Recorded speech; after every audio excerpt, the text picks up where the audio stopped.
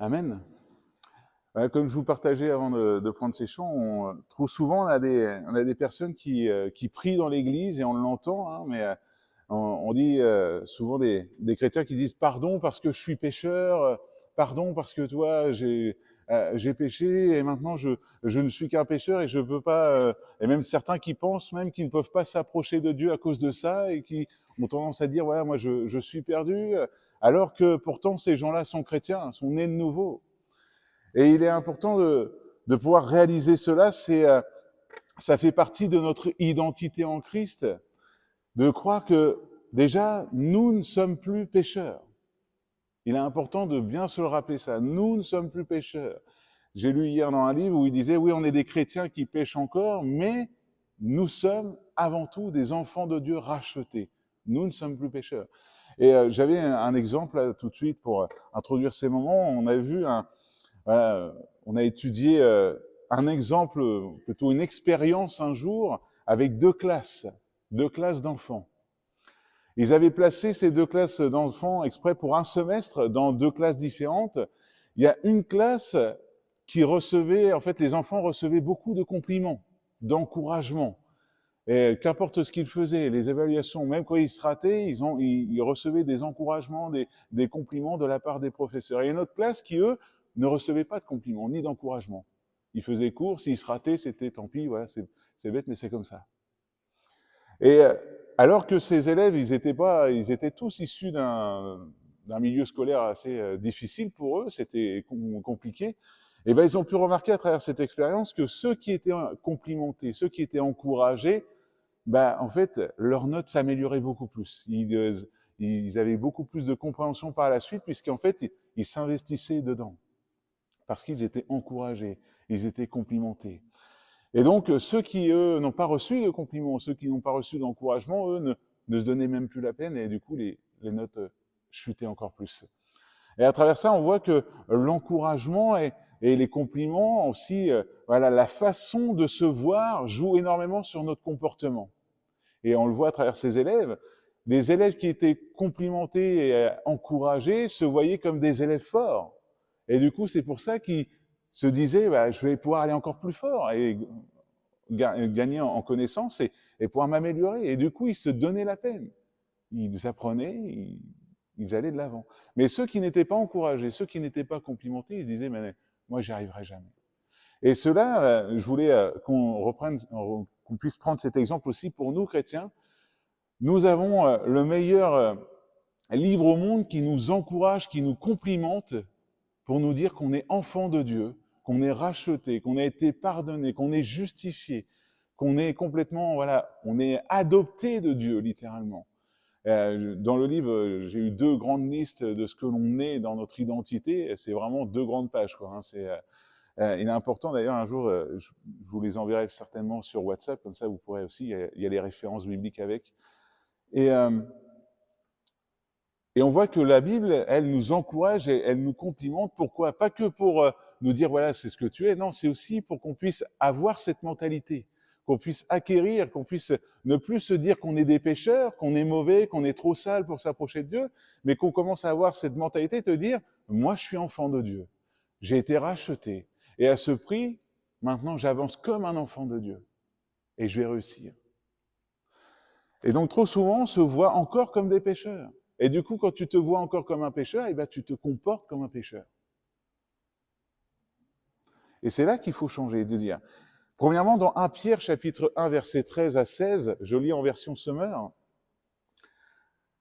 vous allez voir qu'il y a des petits passages dans la Bible qui nous encouragent à nous voir autrement. Et il y a un mot pour ça. 1 Pierre, chapitre 1, versets 13 à 16, pour ceux qui notent. C'est pourquoi, tenez votre esprit en éveil et faites preuve de modération. Mettez toute votre espérance dans la grâce qui vous sera accordée le jour où Jésus-Christ apparaîtra. Comme des enfants obéissants, ne vous laissez plus diriger par des passions qui vous gouvernaient autrefois, au temps de votre ignorance. Au contraire, tout comme celui qui vous a appelé est saint, soyez saints dans tout votre comportement. Car voici ce que Dieu dit dans l'Écriture, soyez saints, car je suis saint. Et là, je voulais m'arrêter sur ce mot « saint ». Vous êtes saint. Est-ce que vous avez cette conscience qu'en Christ, nous sommes saints? Saint Monique, Saint Roland, Saint Jacques, Saint Élisabeth. Vous voyez? Alors bien sûr, on ne va pas s'appeler comme ça, hein, mais en Christ, nous sommes saints. Alors qu'est-ce que ça veut dire ce mot saint? J'ai été voir dans le grec, ça se dit agios. Ça veut dire littéralement chose très sainte, consacrée. En gros, si on pourrait résumer par vous êtes consacré à Dieu. Vous êtes une chose très sainte à Dieu, parce que vous êtes son enfant. Et donc, on voit souvent aussi dans ce monde, on voit des gens qui malheureusement se tournent vers les saints au lieu de se tourner vers Christ même. Vous avez certainement dû voir des personnes qui disent « Ouais, moi je préfère prier Saint Thomas, prier Saint Pierre, ou prier... » Et c'est ce que Paul disait à un moment donné aussi, hein, moi je suis de Paul ou machin, vous savez, quand il va débattre, il va dire « Cherchez pas ça, vous devez juste être en Christ. » Et ça, c'est notre valeur aussi. On voit que ce monde a créé des raccourcis pour éviter de passer par Christ. Mais le seul chemin qui s'ouvre à nous, c'est Jésus-Christ. Et ça, vous le savez très bien. Je vous rappelle juste les bases. Jean chapitre 14, versets 6 à 7, c'est Jésus qui parle. « Je suis, moi, le chemin, répondit Jésus, la vérité et la vie. Personne ne va au Père sans passer par moi.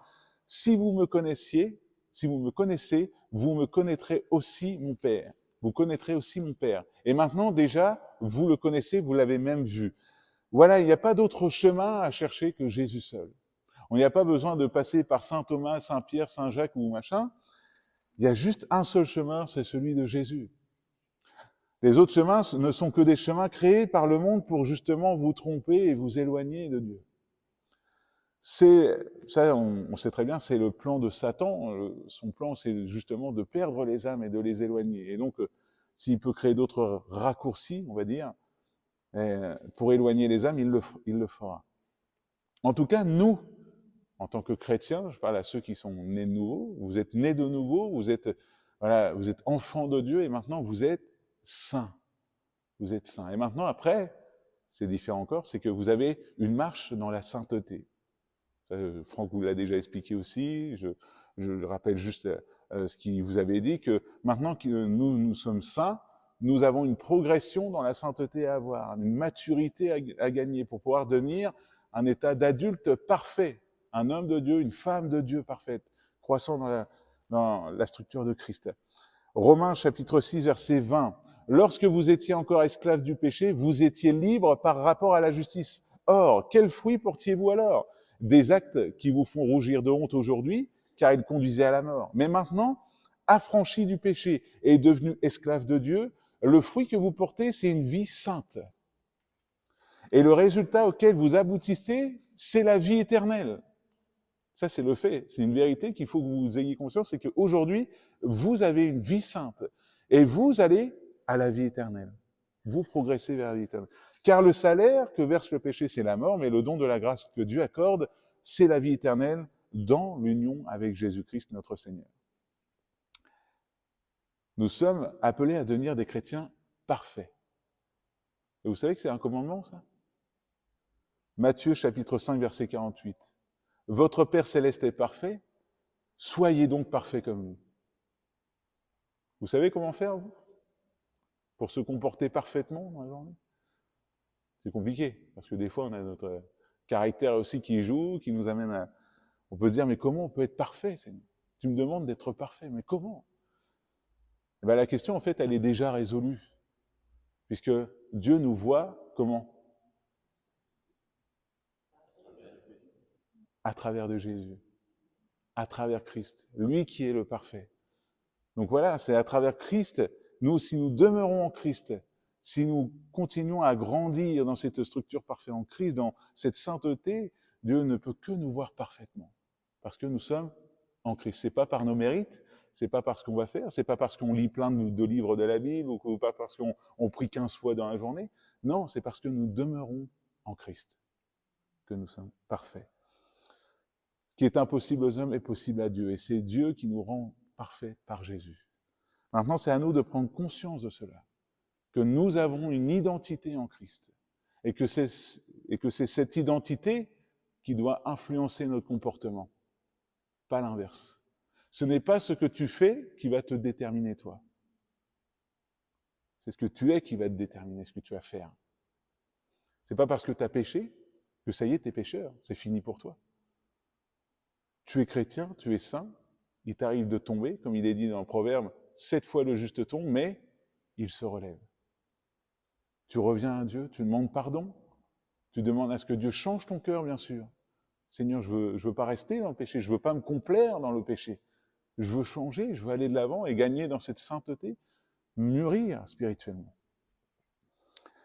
Il y a cet autre point qu'il faut prendre en compte, c'est que le diable va sans cesse essayer de vous rappeler votre ancienne nature. Il va toujours vous rappeler votre ancienne structure. Il va dire, voilà, tu es pécheur, tu es quelqu'un de mauvais, tu ne peux pas t'approcher de Dieu, alors que c'est là qu'il est important en tant que chrétien d'avoir cette identité vraiment en place dans notre cœur. Non, tu ne peux pas me condamner parce que Christ m'a justifié. Tu ne peux pas me condamner parce que Christ m'a pardonné. Je suis sauvé en Christ, je suis un enfant de Dieu, je suis racheté. Christ a payé le prix de la mort pour nous, ô combien on sait que ce prix est précieux. C'est pas n'importe quoi. Et donc, si le diable essaye de te rappeler ton ancienne nature, s'il essaye en tout cas de te faire croire que tes prières sont inefficaces, de te faire croire que tu peux pas t'approcher de Dieu, c'est à toi de bien te positionner dans cette identité en Christ, de te dire non, moi je suis voilà enfant de Dieu et je sais que j'ai le droit en tant qu'enfant de Dieu de venir à Dieu et de apporter ma prière. C'est avec une pleine assurance qu'on doit s'approcher de Dieu. Avec une pleine assurance et une pleine liberté. C'est à nous de prendre du coup cette conscience que oui, nous sommes saints, nous sommes complètement pardonnés, nous sommes enfants de Dieu.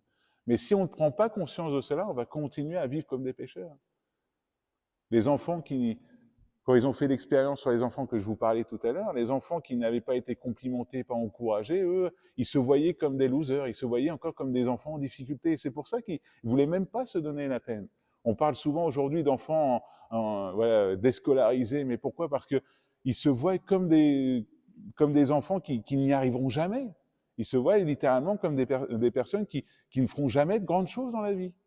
Alors que si on les complimente et qu'on les amène à aller plus loin, on leur dit, voilà, tu peux développer des compétences, tu peux développer des choses en toi. Aujourd'hui, tu peux apprendre, ben, l'enfant va réagir autrement.